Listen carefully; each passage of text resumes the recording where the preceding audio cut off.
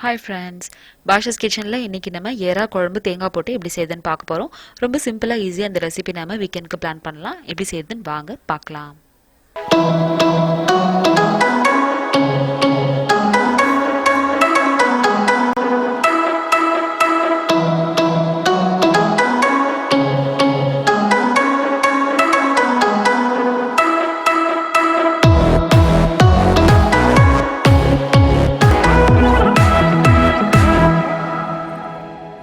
எறா குழம்பு செய்கிறதுக்கு வெங்காயம், தக்காளி, பச்சை மிளகா, அப்புறம் கருவேப்பிலை எடுத்து வச்சுக்கோங்க.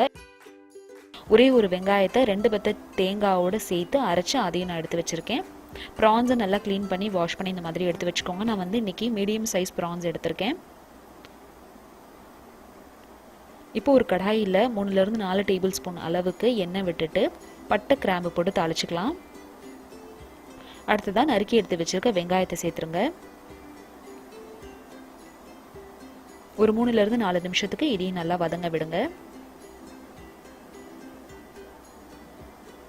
வெங்காயம் இந்த அளவு வதங்கினதுக்கு அப்புறமா இதில் கருவேப்பிலை, பச்சை மிளகா, அப்புறம் வந்து இதில் தக்காளி சேர்த்துக்கலாம்.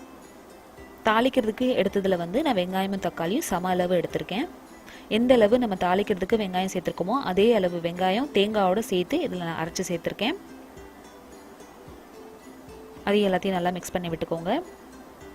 தேங்காய் சேர்க்கும் போது நம்மளுக்கு காரம் வந்து அடிச்சிரும். அதனால உங்கள் டேஸ்ட்டுக்கு ஏற்றாப்புல ஏறக்குறைய நீங்கள் சேர்த்துக்கலாம். அடுத்ததாக இதில் மஞ்சத்தூள், மிளகாத்தூள், உப்பு, அப்புறம் கலந்த தூள் சேர்த்துருக்கேன். எல்லாத்தையும் நல்லா இந்த மாதிரி கலந்து விட்டுக்கோங்க. அடுத்ததாக இதில் 1 டேபிள் ஸ்பூன் அளவுக்கு இஞ்சி பூண்டு பேஸ்ட் சேர்த்துட்டு கொஞ்சமாக தண்ணி விட்டு எல்லாத்தையும் நல்லா கலந்து விட்டுக்கோங்க.